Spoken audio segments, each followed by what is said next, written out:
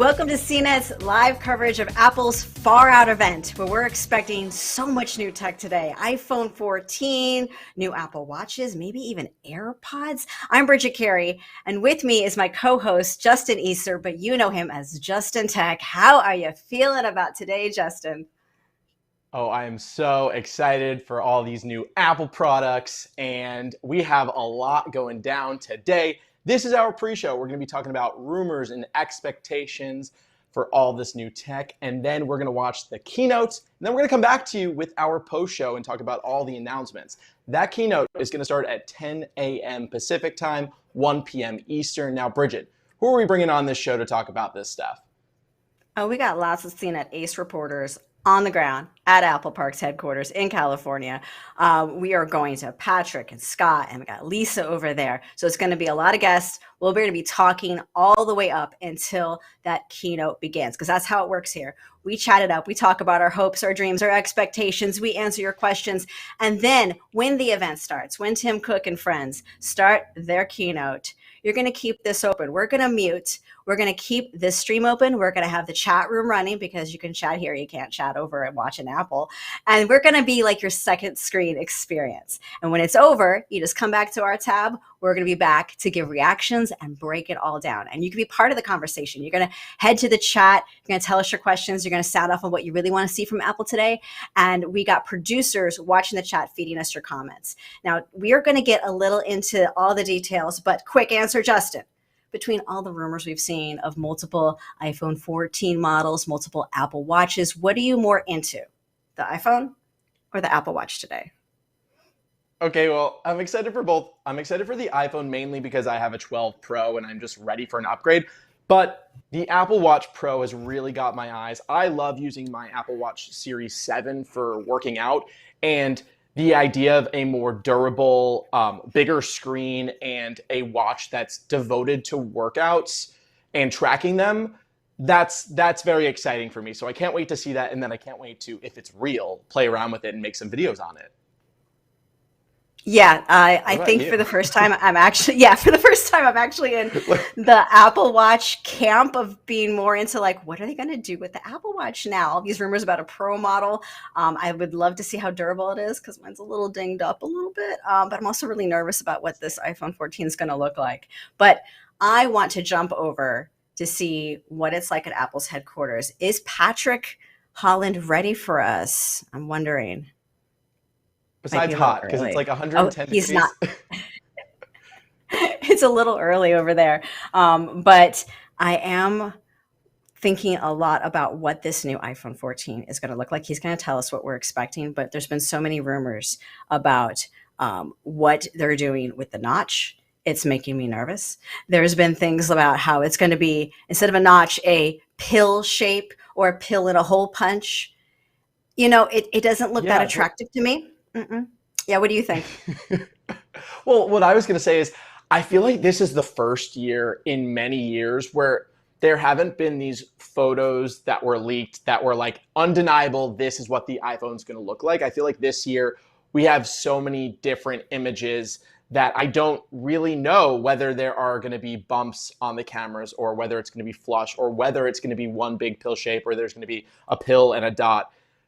And I love that, right? Like, I miss like the surprise factor of Apple events. So the fact that I have ideas of what it could be, but don't fully know like this is what it's going to look like, is exciting for me, you know? Yeah, Stephen Beecham, our producer, can you go to that image that I think BGR made up, where it's like the reports of how it could be two phones side by side. They had one with a pill. What are they going to call this thing? It's like a Tic Tac, a pill in a hole. And then the other one, it was just one long pill. Yeah, they're saying that perhaps Apple could stitch these two cameras together by just like faking it out with putting some black coloring between it, and you'll have indicator lights in between, like a little green or red dot to let you know, like, oh, the camera's on or you're recording. I mean, if dude, it looks like something you can't rub off your screen, you know, like I'm not exactly a fan of changing for the sake of change there, but I just hope the camera's better, because frankly, with all of our recording now is basically our front-facing camera. That's the age of 2022. We're in the TikTok world, So I kind of want, like, if you're gonna change it up, fine. Just make me look better. Make me look flawless. Thank you Yeah, so and much. that is a big rumor, right? That the front-facing camera is supposed to be getting a larger sensor, an f2.2 aperture lens, and an upgrade to the autofocus. So both of those features will make that front-facing camera a much stronger camera. I love my FaceTime. I love like making my TikToks, and it's just like as simple as like putting down my phone. So getting a clear image from that camera is really important to me. And it has been a while, I think, since 2019, since there's been like a very large upgrade to the front-facing camera. So, oh my God, we have Patrick. He's here and he's in the theater. Patrick, can you hear us? Hey guys, how are you guys doing? You looking and sounding really good at home. Amazing. It's looking like dark in there. Yes, it's theater. We got some little pre-show, and unlike the outdoors, which is very, very, very hot, the side it's like when you were a kid and your mom or dad used to take you to the movies just for the air conditioning. But luckily, this movie should be a good movie too. So I'm really excited to be here. Actually, my two different things. Yesterday was my 6th anniversary of CNET, and today is my very, very first in-person Apple event. So what a, what I'm saying. So I got my Apple green back here. I got fellow CNEtter Lisa, who's right there. There we go. And we got some other CNEtters wandering around as well. How are you guys doing? So what exciting. are some questions that's on your mind?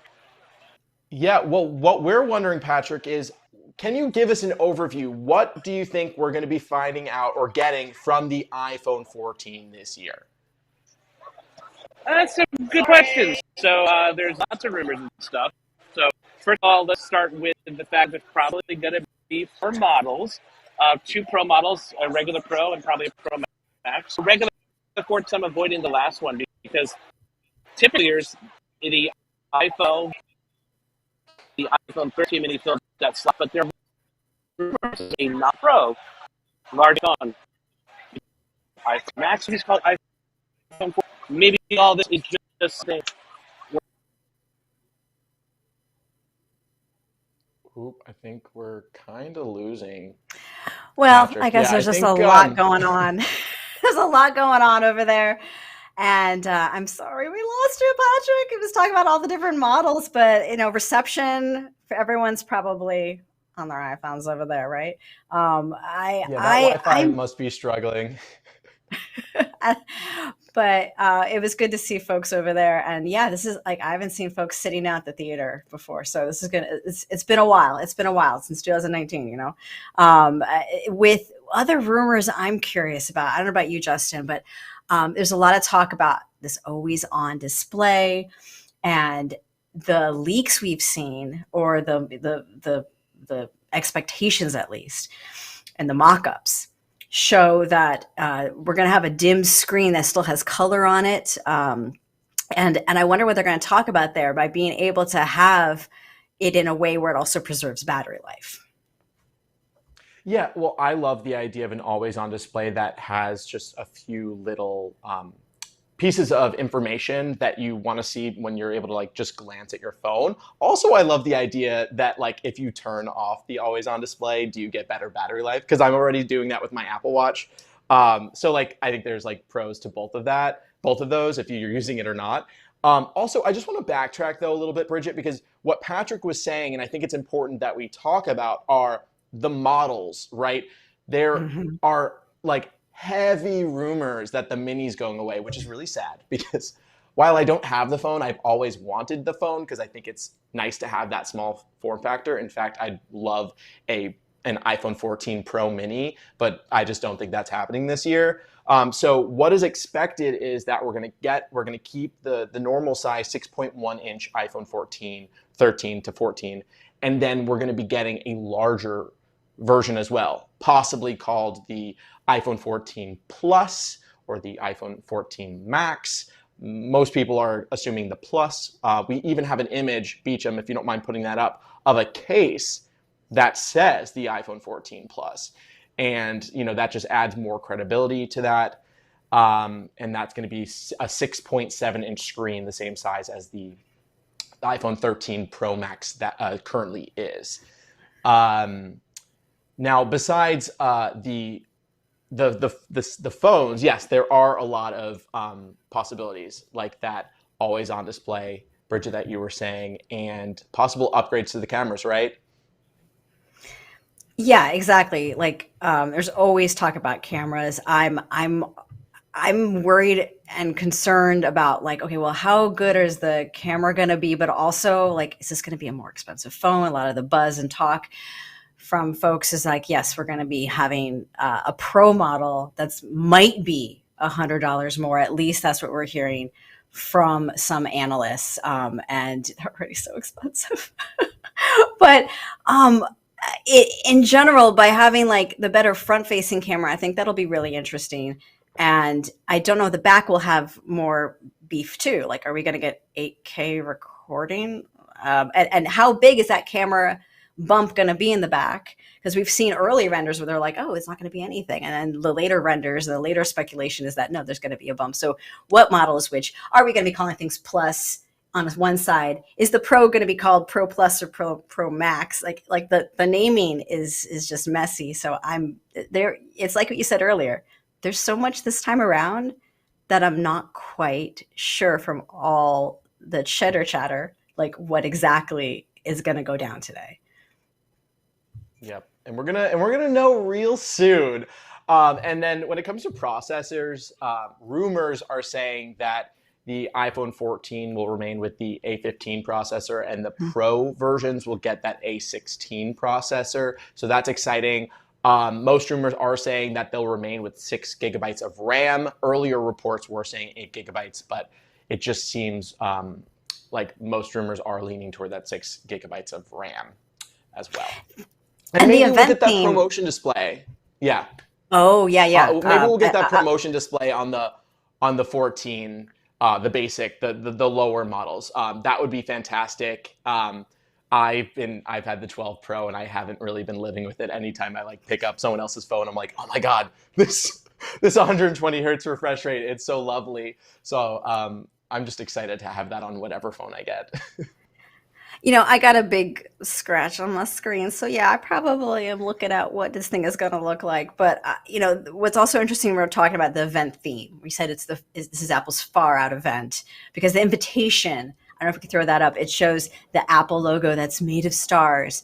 And we've heard for a while now these rumors that Apple's working on some sort of way, like a satellite connection for your phone. That way you can make a phone call even if you have no cell reception, that somehow a satellite up in the stars will be able to, help you make those emergency calls when you need to, when you're in remote areas. But I don't know if this is the event we're going to see that at, or if the stars just mean, like, are we going to take more photos of stars? What do you think, Justin? Oh, Bridget, I have a lot to say about this. So yeah, the theme is far out, as you can see on the invite.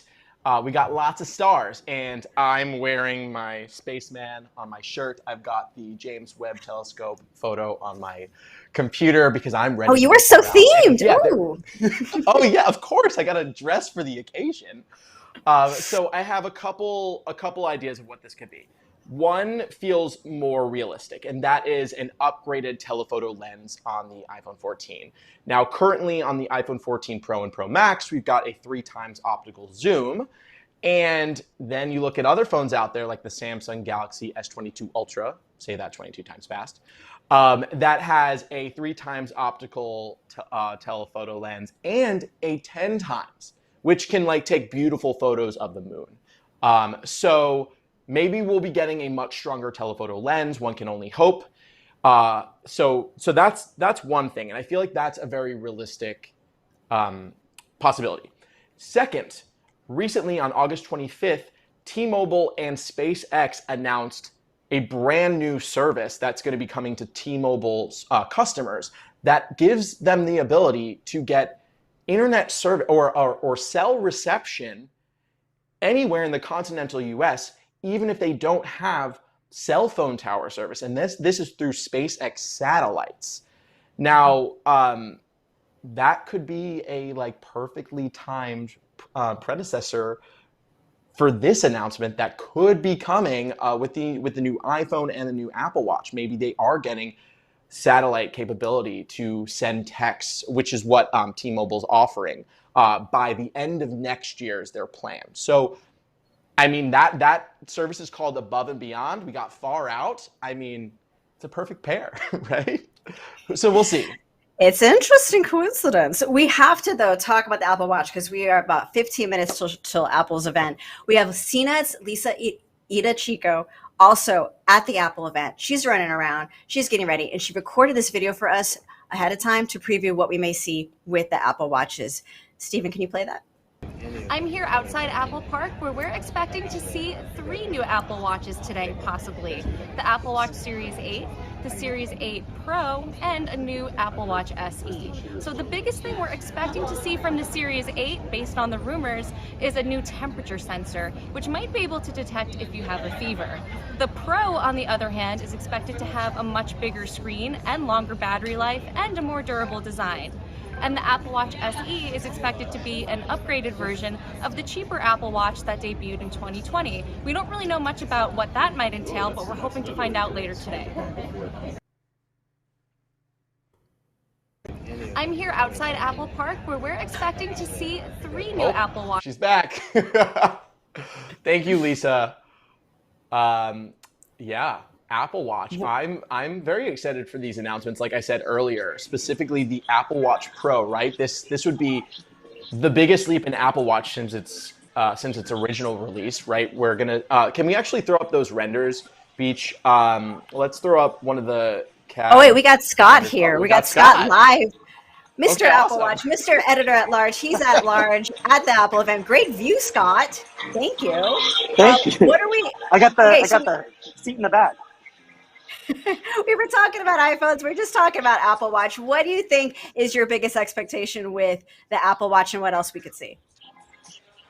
So, Apple Watch, yeah, we're expecting a new model, the Pro. And apparently, not only would it be more expensive, but maybe a temperature sensor. Maybe that's on the other models. Battery life is the key thing that I'm excited about. And also could have a dedicated button for, to attract the Garmin crowd. It could really be focused, maybe it has that satellite feature that we've been expecting on the new phones. It could really be about the outdoors element. Maybe it also has a health element like the Fitbit Sense. And I think that's the big thing. AirPods Pro 2 are another thing that we're expecting, better audio quality.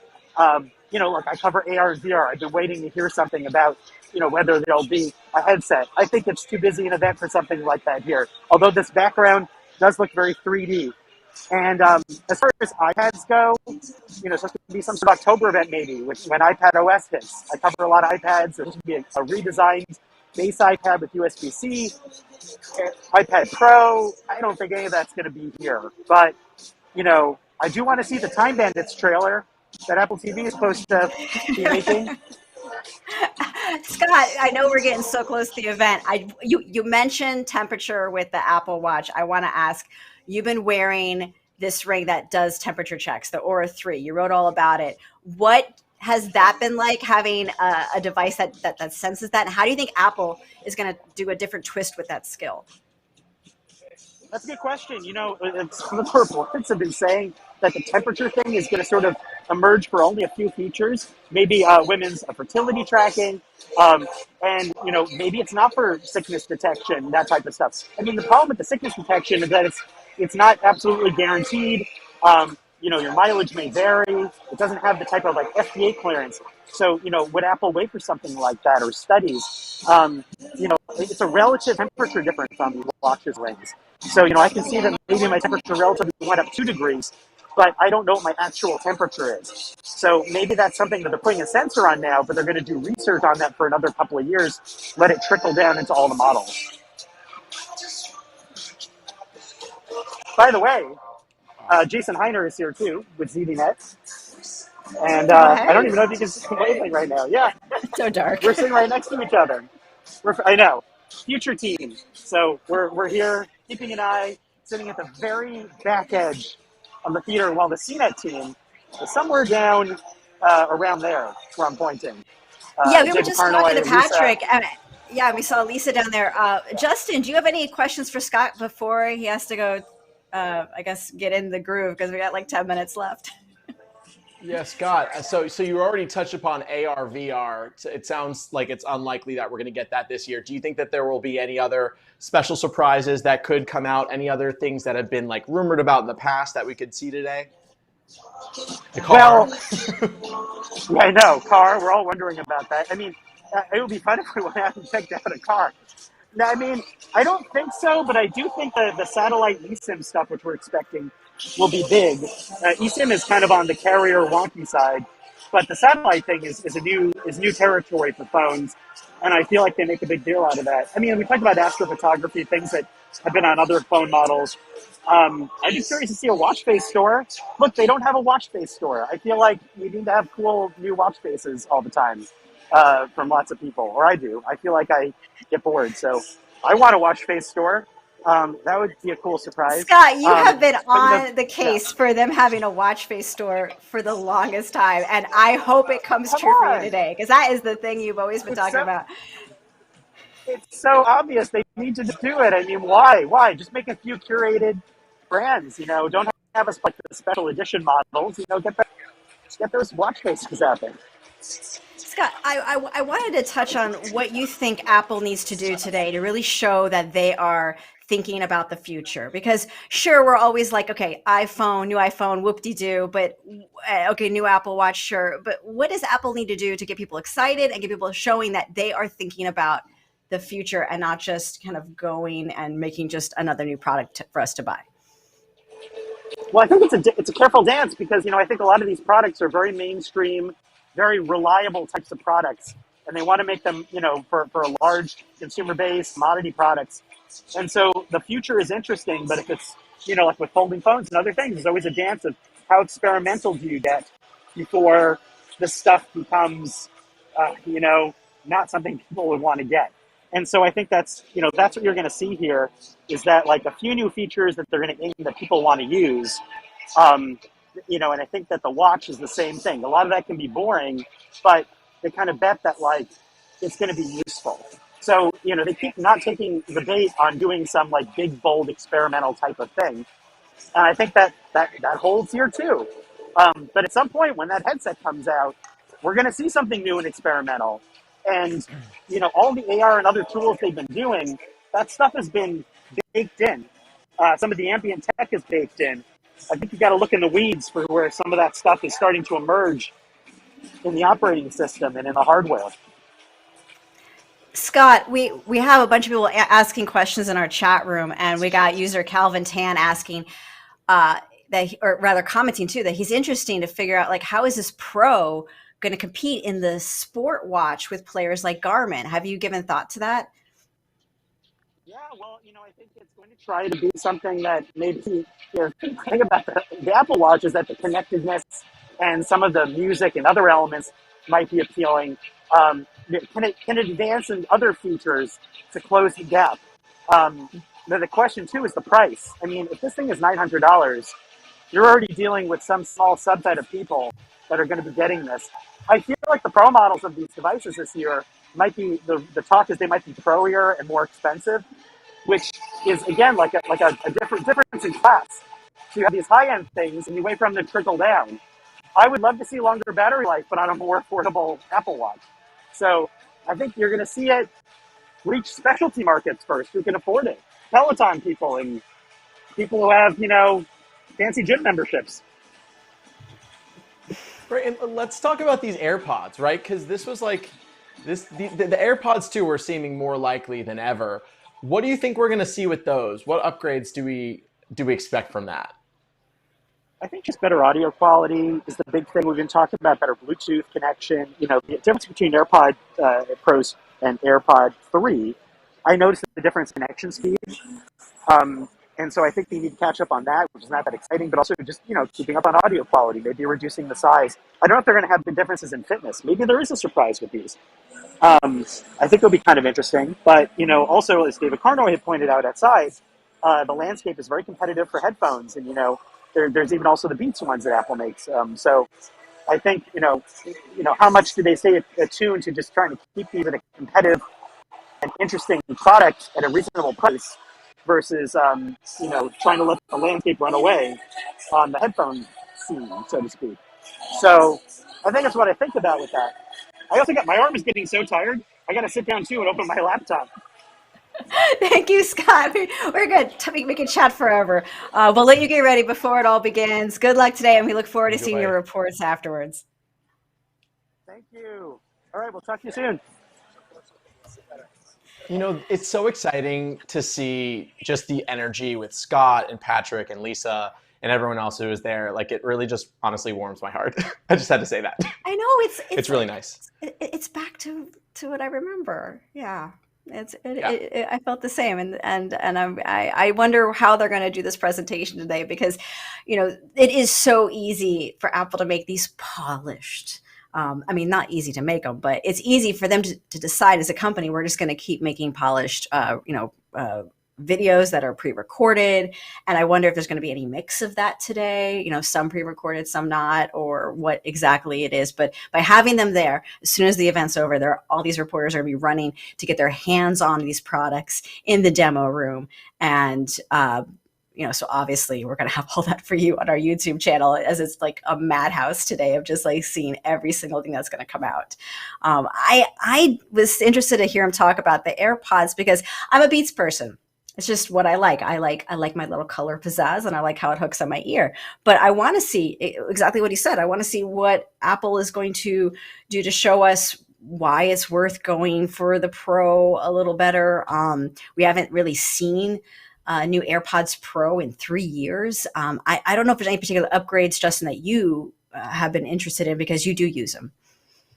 Yeah, there definitely are some upgrades. On the Beats side of things, the Beats Fit Pro are a really good alternative to the AirPods Pro because they have the same H1 chip for connectivity. And I really like the fit and the sound quality. So what I'm hoping is to see some of those features, or specifically the sound quality, to come to the AirPods Pro. I want to see a better sound quality. There's a possibility that they'll receive an H2 chip, which could help with sound quality and connection, possibly upgraded Bluetooth. Most exciting feature that I'd like to see, and it's very likely, is a skin detector sensor. So currently the AirPods Pro don't have that. The AirPods Generation 3 do.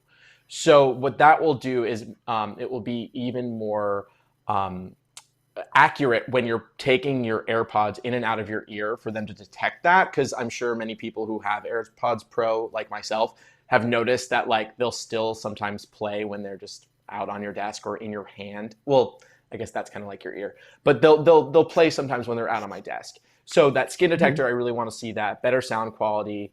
And can we throw up, there is a render of the case that shows like little holes for speakers. It should be a red picture of each, a red case. So what rumors are saying is that there's a possible speaker that's going to come onto the case that will let off some sort of noise for helping you find your AirPods and the case. Hopefully the AirPods are in them. Now we already see this feature on the Galaxy Buds, and I have some LG earbuds that also have this, and they give off like a little chirp, chirp, chirp, so that you can help find it. So, I think it's about time, and makes sense that they'll have these as well now. I would love to see USB-C. I don't think we're getting that this year. I don't think we're getting it on the iPhone this year. There it is. But what I do think is that, and what rumors are saying is that we will get a USB-C port for both the AirPods and an iPhone in 2023, even more likely with the EU ruling of like making it pretty mandatory. So that's exciting. Less cables. I'm all for that. All right, we got like a minute before. I want to rapid fire a quick couple comments. We got a comment from the chat room. Shader Fox, he said 2 years ago we had blood oxygen levels for the watch. You think you're going to have a big feature this time? Yeah, I think it's going to be temperature everyone's talking about. Tatiana says, hope we get a variety of new colors for the phone. It looks like maybe purple's in the mix. I don't know if pink is still going to be in the mix based on the reports, but we'll have to say it makes me nervous. Steve, iPhone 14, how they keep coming up with these names? I know, they're just so creative, right? Shamit, do you feel phones have peaked? We can't upgrade more than cameras. I know, that's what Apple's got to sell us on because I feel the same way. It's like you got to have something good there, but people do need new phones every once in a while. And then last, we got Alfonso Riviera Montezuma Jr. What a name. That's delicious. I know it's early, but I am curious if they will touch on the concept of what they're going to do with the Apple Car. I hope they do have one more thing, whatever that one more thing is. Now, I don't think they will, just because it's far out instead of like on the road. yeah, I asked but Scott that just because I was like dreaming. I know. it's like we all want that one little what if moment, and I think if they're going to have a what if moment, it's got to be a tease about VR future, or at least what Apple can do in that future. I'm going to say before we start, because it's going to start any minute now, we can't stream the keynote live. Apple doesn't let us, but we are still here following along. Don't X us out, because we're going to keep rolling. We're going to keep that chat room open. So keep Apple's event in another tab, keep us open. We're going to have fun in the chat. And then when it's all over, pop back over to us, because we're going to chat about our reactions. We're going to have a recap. Lexi Savides is coming to join us. CNET's live blog will be streaming here, and Apple is going to start in just a few minutes. Is it starting now, Beecham? I see the Earth. Okay, well, I guess it's starting now. All right, we will see you guys on the other side. We're going to go mute. Let's see what they have in store for us. Enjoy.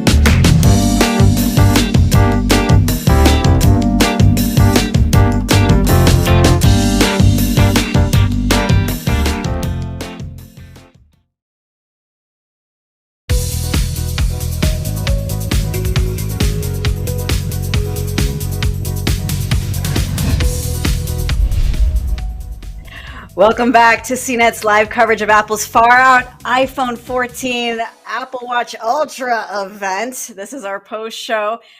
And I'm Bridget Carey. Here with me is my own dynamic island of CNET crew, Mr. Justin Tech, Lexi Savides. Welcome, welcome.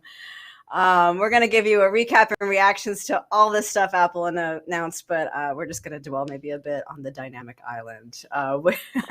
Let's start with you, Justin. What was standing out the most to you? Well, what was standing out the most to me? That Apple Watch Ultra. I guess we've been calling it the wrong name the entire time. I mean, they were taking it scuba diving. They were taking it climbing, getting it dirty. The color, oh my God, the orange color of it was really pretty. It was a little less expensive than I expected, but also still like not cheap. But yeah, that watch, super pretty. The possible 60 hours of battery life that's going to come later this fall in its like special low power mode. Yeah, that watch just like caught my eye. It had a lot of features that we hadn't even discussed, like the like a stronger speaker that lets off this loud siren if you're lost, and then not to mention the satellite ability, although that's iPhone, so never mind. But the combination of those two, if you're lost, you're gonna get found. And then what else? I mean, the screen size, it's a 49 millimeter casing. I'm not sure if that means it's a 49 millimeter screen or 47 with the case. I'll need to be corrected on that. But very large screen and all those loops. Very cool how they created 3 different types of bands specifically for different types of activities, whether you're underwater, you're running, or you're on a trail. And then the night mode with the how you can like spin the dial and it takes you to like more of a red screen. That's going to be better in certain types of activity at certain, I guess, when you're in underwater or in the dark. And then the super bright up to 2000 nit display. I think that there were a lot of surprises for this one. And also, I'm very curious to see how CNET decides to cover this product. We're going to need to get some scuba divers. We're going to need to find some interesting ways that the 3 of us and our colleagues. Lexi, are you getting? Yeah, I'm thinking about like Lexi's thinking, oh no, she's got to get a scuba diving out. Who's getting the car crash? Let's table that for another discussion about how we're going to test that. But so excited about all of the different features that we are getting on this Apple Watch Ultra. The name, yes, definitely, we did not expect it to be called the Ultra. And it is definitely a lean away from Apple's naming convention. So it definitely feels like it's an entirely new category for the company to be entering into. I think it was interesting what Justin, you were saying about all of the different features and form factor. Yes, this is a 49 millimeter casing. This is going to be a very large watch. This is going to be up there with the likes of the Garmin Phoenix series specifically, which I think is the watch that Apple is pretty much has eyes on and is targeting with the rugged features and all of the extra workout capabilities and so on that are on this watch. So if I was Garmin right now, I would probably be a little bit worried about the pricing of this watch, as well as the ability, obviously, of the Apple Watch to have that seamless connectivity to the iPhone. And there's just so many other features to dive in and to test. Diving in was a pun specifically there I used. But yes, scuba diving, though, is an interesting one to see because a lot of, specific dive watches exist for that market, but not necessarily so much with the smart elements. So that will be really, really fun to test. And there's just so much more on board that we didn't talk about, including a compass that we're seeing on screen now, improvements to things like the skin temperature sensor or additions to the skin temperature sensor that we've seen on the new Series 8 as well. Lots of things to talk about here. But I think, we're really excited because this is a brand new product for Apple. But in terms of what you're at home watching and excited about, maybe it's not the Apple Watch Ultra. Maybe it's something like the iPhone 14. I think we should kind of pivot to that because that's the big one that I think everyone was excited about. And talk about the 14 and obviously the new Pro models. I'm so excited about the camera technology on board on the Pro edition of models. And I did get a little bit scared when I saw the flashing up of the original 14 and 14 the 6.7 inch size of the new 14 as well. And I was like, oh no, the notch stays. But yes, it does stay on those two versions that are the less expensive iPhone 14. And then the Pro models get the, thank you, Bridget, for introducing us, as the dynamic island. They get the pill-shaped cutout with the dynamic island that looks really interesting. Bridget, what did you make of the dynamic island? Was it an Ibiza DJ set, or was it a new reality TV show, or a new tech feature? I think Apple really went to town with naming this wildly. I need this as like a band T-shirt for sure. Like Dynamic Island. Let's rock on. Okay. First off, lots of emotions. I'm on a little roller coaster of sorts because when you're seeing all the rumors, you're like, oh, what's this pill gonna look like? And at first, it's like, oh, it's animated. They made it almost like, yeah, like animated character, right? You know, depending on what app you're in, it's popping up, it's showing the different useful features, and then they show it just sitting there as a big old pill cutout during a video you're watching. Ugh, gross. I did not like how it just interrupts what you're looking at. So, you know what? I will have to just take a breath and realize that it is at least a better camera inside, and it has better low light, being able to take better photos for your front-facing camera. But in general, yes, it is definitely the thing everyone's going to be talking about. Let's go over really quick. That we're seeing here, this is the Pro. There's a Pro and a Pro Max. Don't get confused in the names, because the one with the notch, that was the iPhone 14 and the iPhone 14 Plus. But the Pro here is definitely has a lot of new features. Aside from Dynamic Island, you're going to be able to have is always on display, because they have a refresh of just 1 hertz with this low power mode. It kind of like dims your wallpapers while keeping them in color. They were talking about the A16 Bionic chip and all the great features you get with it, like more memory bandwidth, 48 megapixel camera is also on this one. So it's got this 65% larger sensor. Like, so you were talking about that, how this camera is beefy. And just 3 times improvement in low light overall. And all of that at the same price. We heard all this speculation from analysts saying this is going to be more expensive. They kept it at starting at $1,000. And that's going to be pre-order Friday, out September 16th. The one that's not out right away, those are your cheaper models, your iPhone 14, your iPhone 14 Plus. They're getting the A15 Bionic chip. That's what was in last year's best model.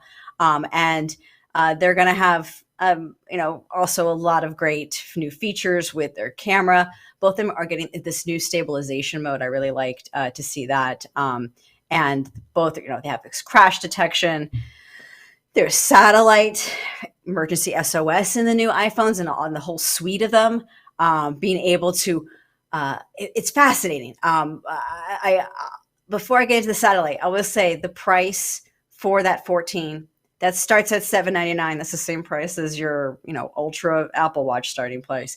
But that larger display, the Plus for the iPhone 14 Plus, that one I believe starts at $899. Pre-orders this Friday for the whole suite, but the iPhone 14 Plus is the one that's going to take a little longer to come out. That comes out on October 7th. But yeah, let's jump into satellite detection with the emergency SOS. How normally, if you ever wanted to use a satellite to communicate, this is a very expensive, very complicated thing you have to invest in. Hikers who are outdoorsy kind of know about that. This whole world is a little complicated, but they've just built it in. And they have the software that helps you point your phone at the satellite to kind of establish a connection. And what was also interesting is that because the communication isn't just like a smooth cell phone call, they're going to be giving you quick hit questions. Where are you? What's the situation? Who's hurt? Are you in a cave? Are you in water? And they're going to send that as a text message to a emergency group. And if that group like the 911 dispatchers, so to speak, if they can't handle text messages, Apple has relay centers. Are these staffed by Apple employees? Or third party? All these questions I have, but they're going to call on your behalf. And so that is going to be a huge selling point, I think, just to have that little extra boost and not have to pay for a subscription service to have satellite coverage. Yeah, that's a really cool feature. The fact that they built their custom components and software into the phone to do that. Aside from emergency SOS, the a big update is the eSIM. The fact that there's no more physical SIM card in the phone, which, like, if you're someone who's bought an iPhone in the last like 6 years, you've definitely, or any phone for that matter, like having SIM card issues and trying to like switch carriers has been like the most annoying thing, or at least it has for me. The fact that no physical SIM card, you can have multiple phone numbers and multiple eSIMs, like the ability to have multiple carriers on your phone. That's pretty awesome.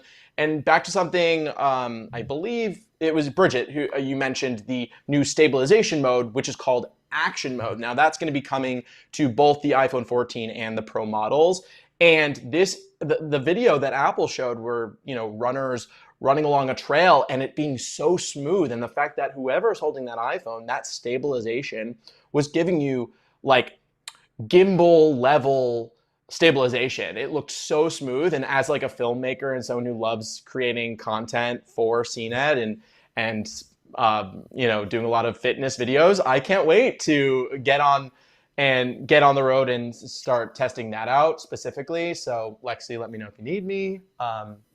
Let's come up with some fun stuff to test that out. That's a very exciting feature. And then crash detection, which is coming to the Apple Watch, is also coming to both of the phones, and that's a super interesting feature. The fact that they're adding both those sensors, the high dynamic range gyroscope and the dual core accelerometers that can read up to like 256 Gs of force. That's going to save lives. We've seen it in some other videos that we've come out with on CNET. One video that I came out with recently, the Apple Watch saved my life. You should check it out. And then having this new life-saving feature on both the watches and the phones is going to probably have a huge impact. Definitely. The other thing, though, I really was impressed by was the always-on display, and that was something that I think was rumored for many, many moons, and especially from all of the sort of hints that we got in iOS 16. I think the implementation that Apple's done here is going to be really interesting. I also have many questions about battery life. However, dropping the display to 1 hertz to kind of achieve that is going to be hopefully not really impacting battery life at all. Interestingly, we didn't see any kind of real numbers from Apple in terms of battery life. It was simply that all-day claim. I'm not sure if the spec sheet that you're seeing on screen here really has, it just says all-day battery life. So, of course, there's going to be a lot of battery testing that we are going to do to see what sort of improvements there are. We'll obviously be looking and seeing if there are kind of mentions and sort of teardowns of battery capacities as well, which is something interesting as well to look at. But yeah, they're always on display, and being able to actually dynamically show that wallpaper and just sort of dim the display to be able to see almost in its entirety, just while also being able to maintain things like skin tone accuracy, especially if you have those portrait mode background faces. That's going to be nice to see. Also going to be interesting to compare it to the Android side and how Android implements it. For example, on some Samsung phones, the always on display is a little bit more basic. So to see side by side how Apple and the Android side are going to implement it is going to be another fun comparison to do. But we need to talk about this dynamic island, naming aside the actual functionality of how this is actually going to be surfacing things like alerts, as well as being able to kind of show like an active status of certain apps, say like the music player, for example, or even an active call, and then being able to kind of take up a little bit more of the top of the screen when you touch into it, to be able to find out more information without taking over or opening up a brand new app. It's just going to appear dynamically at the top of the screen. I thought this was a really nice implementation. And what intrigues me is how third-party apps are going to plug into this. As you can see in the footage that we saw in the keynote right now on screen, there's basically the new True Depth camera. It's using a 30% less area than the previous True Depth camera on the Pro series. And of course, there's the proximity sensor just behind the display now, so for that Face ID. But really, that sort of pill-shaped notch, that's the dynamic island. Am I going to get used to saying that? I don't know. You two, No, I'm calling it the pill. I'm calling it. Yeah, That's it's hard for me to get used to. I don't know if you're watching at home and you have thoughts about the dynamic island, like, please let us know. Guys, please throw us some comments on that. I want to hear what you guys have to say. That's what I call spin. If you're gonna leave a pill-shaped black nudge on the phone, or just basically move the notch into a little lower, just call it the dynamic island, and no one will know. I will say though, like, that name aside, it is awesome. Like, if you're going to have a pill shape on the phone, then use it. And I mean, I honestly, my mouth was like jaw dropped the whole time they were showing that. I was like, oh wow, that's really cool. It's like this ever evolving piece. And Face ID, you got your lift coming, you've got your audio playing, you're using your tap at the MTA or for the train. I can't wait to see this. I mean, honestly, we could do a video on the dynamic island. Like, it's so dynamic, So yeah, I'll give it a thing looks chance. really cool. I'll give it a chance because I did like how it was so much better than I thought. I thought this was going to be like just ugly static bar, and here it is coming to life, being animated. But then at what point will other apps just start kind of messing with it? Like, am I going to see that like Duolingo green owl like just popping in, harassing me all the time on that dynamic bar? Like what exactly is that going to look like beyond just directions and time and small alerts? But yeah, it's better than what it could have been. So I'm glad they got creative with it. But it is something that it's almost like they like took the concept of that MacBook touch bar and was like, let's make a little iPhone kind of animated version of that. Aside from that, there's just a lot going on today that is just very different. The Apple Watch especially. Lexi, I wanted to ask you a little bit about, because not only are there multiple versions and going to that not Pro but the Ultra, it's like very I don't really need all that stuff, but it seemed kind of nice, but there was a lot of features that are also just on the new 8 series that we really didn't. Here we're looking at, like, that's that Ultra with the grip, in different watch bands, but the series 8 too just had so many new features.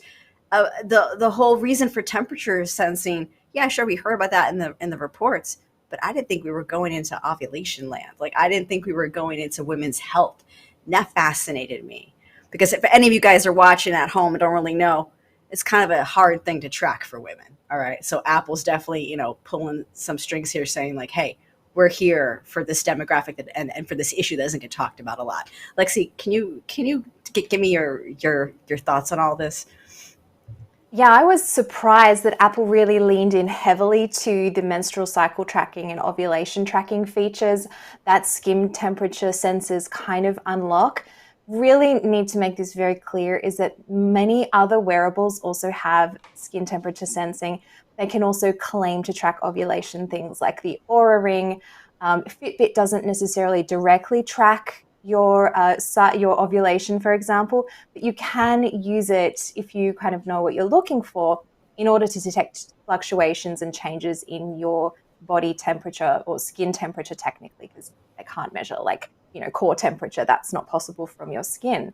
Yeah, but Apple leaning into, the women's health features, I liked hearing about it, but I think in terms of a practical sense, maybe it would have been great to mention that, but also the ability that maybe this temperature sensor could indicate changes in, your body after, say, like doing a workout, how you're recovering after, an illness. Maybe you are getting sick or ill because, over the past few years, temperature tracking has obviously been a really big feature for a lot of wearables.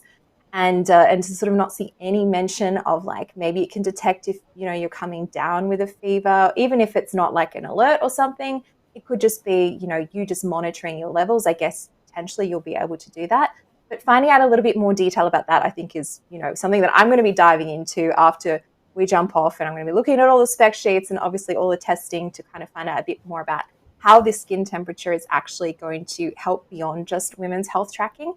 The other things on the Series 8, that were kind of surprising for me was the things in terms of the car crash detection that we mentioned, the improved gyroscope and accelerometer. I kind of wonder if any of those improved sensors are also going to be helpful for kind of like workout tracking accuracy as well, not just necessarily car crash detection, because the Apple Watch has, just implemented last year things like cycling detection. Maybe it's going to improve automatic workout detection thanks to these new sensors. Who knows? But hopefully it's not just necessarily for car crash detection. As useful and as effective as that will be, hopefully, again, you'll never have to use it. But that was something that, again, more needs to be dived into more. The one thing, though, so we got the same sort of look and feel as the Series 7. It looks like very similar screen sizes, obviously the blood oxygen sensor, the same ECG, fast charging capabilities, and all of the workout features that we've already kind of know were on the way to other Apple Watches from watchOS 9, and that's coming to other Apple Watches as well. The one thing is battery life. Can we just talk about battery life on the Apple Watch for a second? Because it's still only 18 hours.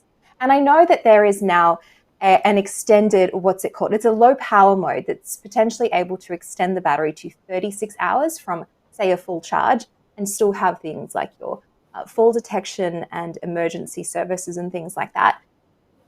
36 hours is just not enough for me. You too? Like it's just not enough, especially considering the price of the watch. And I can't get over the fact that I have to charge my Apple Watch every single day, especially give it a top up if I do want to do sleep tracking. Yeah, they were especially leaning into the fact that you should be wearing your Apple Watch at night, ladies, so you can know when you're ovulating. Like okay, well, you got to be on top of your charging in the middle of your day. Like that's wild. We had a lot of comments in the chat about the Apple Watch Series 8. Most people were kind of upset that it was like the same body, more or less, like kind of looked the same. But then there were, obviously we have new colors, like people are saying. Lance Elantra said the red one looks so great. I'm reading off some of the comments now. We were able to pull. And Karina Sanchez Castillo says they are at a good price. But people were saying that they wanted like this flatter Apple Watch. And I would say user Gareth Ross UK, interesting point here about the naming of the watches. Pointed out, Ultra name is bad. Explorer will be much better and more fitting and clear to the consumer. And I have to agree, but yeah, everything's Pro, Ultra Plus. So it's like empty, but Explorer really does capture what they're going for. People with these expensive hobbies going out and really getting into the wilderness, so to speak. And I don't think I'd use all of those, but they clearly are going after people who say, like my husband, who says, I will not get an Apple Watch. He's always told me, I want to get his opinion after this. I won't get an Apple Watch because I want an actual rugged outdoors watch that has things and whatnot. So I'm going, okay, I wonder if all these features are going to be appealing to a different consumer, obviously. But yeah, it's the same price as an iPhone 14. Justin, what's your take on the naming? On the Apple Watch 8 Ultra, I agree with the comment that that person had left, where Explore does resonate more with me. Ultra doesn't really tell me much. I mean, it tells me it's an ultra watch. It doesn't tell. I mean, Explore tells me that I'm going near and far, wherever you are. I'm sorry. To go on adventures, and that I can get this thing dinged up, or rather, it won't really. it's resistant to exploring. So that does resonate more with me. Maybe the naming is more so that people who don't explore are still considering it. But I mean, when you see all of the video that they showed off, alongside this watch, I mean, people are taking this deep, deep, deep underwater. Like, in fact, there are abilities that allow it to like switch to different settings based off of how far like below water you go. And I mean, this is built for people who are going in far out places without reception, or dangerous places that there's a reason there's a built-in siren with loudspeakers on it, in order to, call out for help, which they showed like a great piece on, in their keynote. Yeah, before this, I was, I know, I feel like we take it all in. But before this, I was thinking that I was probably going to be persuaded to get this, now it's called Ultra watch, because I wanted something durable. I mean, forget climbing mountains or whatever that was. I'm dealing with toddlers, and I'm always in a situation where I just want a rugged watch that will last me a long time. But now I'm thinking it's a little overkill, right? $7.99 starting price. Maybe I don't need all that. So I'm kind of actually backing away from the idea that rugged maybe isn't practical in all situations. But we do have to still hit on. Yeah. We still got to hit on. I completely agree. I was ready. Okay. Yeah. AirPods. Yeah. There's just so much to go over. Yeah. Which can be charged with an Apple Watch charger. Pretty cool. I did like that. I like that a lot. I would say, there's some questions we have, so we'll go over some people's questions about the AirPod Pro 2, and some comments folks had. Lance Alalantra, kind of upset that they still had stems. Some thought it wouldn't have stems. Yeah, I heard a lot of speculation of maybe the shape would change, but it looks like it's roughly the same shape. Sam Wolfie, wow, among dang time, they added that volume feature. Yeah, we saw some talk about how there was a lot of different, like you could just kind of touch the side and change the volume pretty easily. And Karina Sanchez Castillo said there should be made of different colors for the AirPods. Yeah, where's the pizzazz? I'm with you on that. Lexi, you are always testing buds out. What kind of stood out to you in this presentation? Yes, all the buds. So, I think you mentioned this in the pre-show. It has been since 2019 when the original AirPods Pro were released. And in that time, there's been, it's kind of interesting the way that Apple has done a lot of kind of behind the scenes iterative updates through firmware to kind of bring a few features to them without necessarily needing to do a full hardware overhaul like they did today. We've seen spatial audio back in 2020.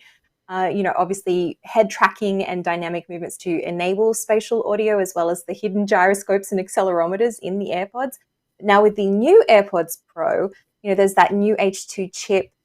They've got a new low distortion audio driver, and I'm really hoping that it is going to deliver an improvement to sound quality. Part of the AirPods Pro, the soundstage is quite neutral, I would say, and it's quite balanced, but it's not really the most vibrant or dynamic listening experience, especially compared to some newer buds that have come out, especially like last year's Sony WF-1000X Mark IVs. Oh, the name is so confusing. I'm just so glad that Apple has a little bit more simple naming conventions than Sony, but those earbuds sound really good. And obviously there are new editions of the Galaxy Buds Pro 2 or 2 Pro, Buds Pro 2, I think. Anyway, names aside, and the new Pixel Buds Pro as well, that have had a lot more improvements to things like the sound quality, of course. So the real proof is going to be in the pudding with the AirPods Pro. I am disappointed that there was no kind of mention of things like an onboard equalizer, and that's something like, at least in a first-party app or the kind of settings within iOS, it's one of my big wish list items that I really want the AirPods Pro to have, and I don't think we're getting it this time. So back to tweaking the EQ in Spotify and Apple Music, I guess. But there you go. We also didn't hear mention of the rumored lossless audio streaming through potentially Apple's lossless audio codec. Now, this is to deliver kind of higher fidelity quality sound. With Bluetooth streaming, you just don't have that bandwidth to deliver that higher quality audio file. And, other manufacturers, especially on Android, have kind of worked out ways to deliver higher quality audio using wireless, Bluetooth technology in different iterations and different codecs. So we didn't hear mention of that. Maybe it's in the spec sheet somewhere and I'll go dig in, and it just was a little bit too obtuse for the keynote. But considering Apple Music has also streaming, give it to me on the AirPods. We're close to it anyway. The other thing, though, that I am excited about that was on my wish list for the AirPods Pro is extra small ear tip size. Okay, there's now 4 ear tip sizes. So the first generation AirPods Pro only had small, medium, and large, which is fine if you have a more conventional ear shape, but everybody's ears are so dramatically different, and a lot of people had issues with the silicone tips on the first AirPods Pro, myself included. And, some either they were too big for their ears or too small for their ears. So now that there's an extra small size, I'm excited. And I'm hoping this is going to actually help them stay in my ears a little bit better when doing things like being more active, working out, even just walking, and 6 hours of battery life. Good, not great. I could always want a little bit more. But that being said, the AirPods Pro that I have been using since 2019, the battery life is still pretty decent. I've only probably dropped 1 hour in total of total battery capacity, so it's not 5 hours, or not 4.5 hours. It's more like 3.5 hours, which I think is still pretty good for 3-year-old earbuds. But I am looking forward to getting my ears on these. Pun totally intended. I'm sorry. I can't help it with the puns. With Dynamic Island, I think you're fine with all your jokes because Apple just outdad everybody with all the cheesiness. That is pretty good battery life. I want to go around the horn with your final thoughts, and also while we were chatting, my husband's watching the show, I think, because he just texted me that as a hiker, he wanted a watch that stays on more than 36 hours in the woods. Well, they say they have that coming. They have the whole 60-hour feature coming soon. We'll see how that works out. But around the horn, starting with Justin, what's your overall thought or something that is kind of sticking with you after coming away from watching all this? Because it was a lot. My overall thought, I think that the implications, Apple continues to put so much thought and detail into safety and health and wellness. And they just went even further. And I think that that's an exciting area to keep watching, especially with emergency SOS, with crash detection, to continue to see kind of where they take all their products in that direction is exciting for me. And, emergency SOS, I want to see kind of where they take that. 2 years for free, and then we'll find out where that kind of goes. But I'm very eager to try all these health and safety features out and make some videos that are focused on all of that and show them to you. What about you, Lexi? Well, I think for me, the biggest sort of surprise was price, actually, in a lot of this, at least US pricing. Now, I understand for my friends overseas, especially Australia, pricing is, I don't know the current pricing there, but US pricing at least, pretty much on the mark with what we saw last year. Given the current economic climate, I'm really glad that we didn't see dramatic price increases there. I think the Apple Watch Ultra, it'd be hard to keep saying that name instead of Apple Watch Pro, which I think it should have been called Pro anyway, or Explorer, naming aside.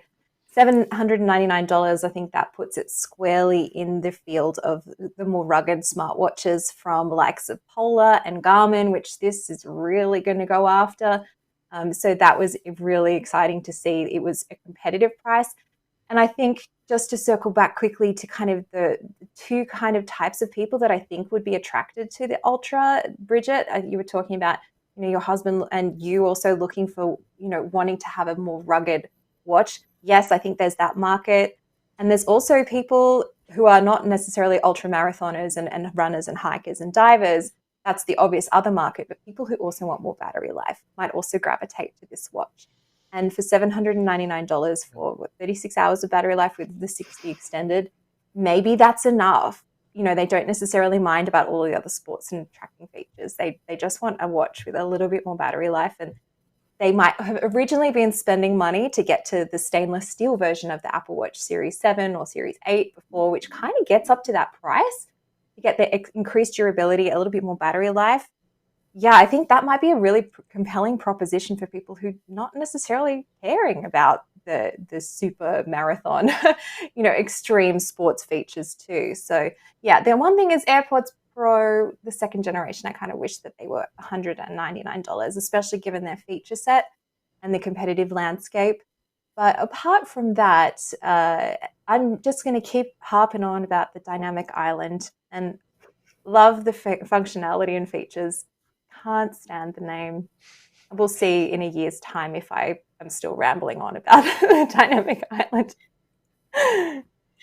Oh, the names Apple come up with. I mean, even God, Ultra. It feels a little like we're going into like what's next for Apple and names. Like we're going into beer territory. Like we're gonna have iPhone Lite, iPhone Ultra, Apple Ultra. Great points though about the price.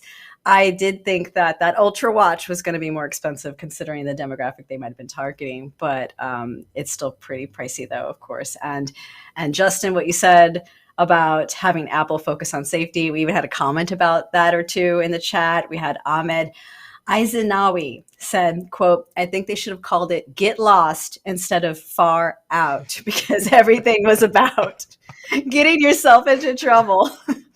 And Apple does have a way of being like, "Come for us. We'll help you save your life." And yes, they're very good at that messaging. I think this is where we got to wrap it because today we're going to have to go over and download all of this and really dive into what all these little features are. That does it for us at CNET. I want to thank you for joining us. And if you got questions about what was announced, let us know on Twitter. And if you're watching us on YouTube right now, hit that follow button, ring that bell so you can watch more CNET news and reviews because we're going to be cranking out a bunch of videos comparing the specs of these products. You don't want to miss our first looks from everyone on the show floor. Big thanks to Justin, Lexi, Patrick, Lisa Scott, our show producers in the control room, Stephen Beecham, BVG, Oliver Padilla, Mariel Myers. Thank you for joining us. We'll see you next time, guys. See